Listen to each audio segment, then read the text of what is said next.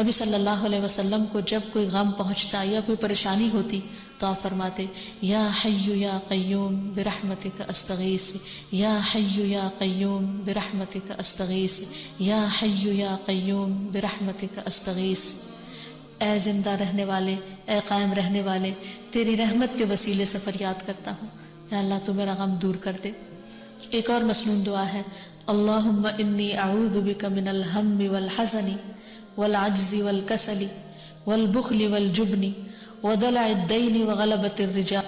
اللہم انی اعوذ بک من الہم والحزن والعجز والکسل والبخل والجبن ودلع الدین وغلبۃ الرجال۔